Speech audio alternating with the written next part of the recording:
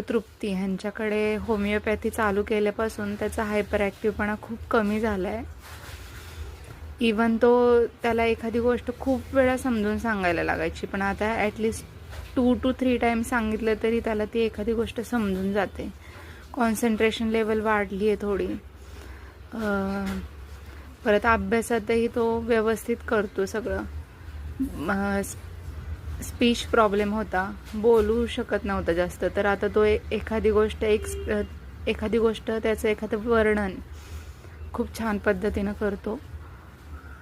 अभ्यासही त्याला आता जास्त सांगावं लागत नाही, 2-3 वेळा समजून सांगितलं की कव्हर होऊन जातं.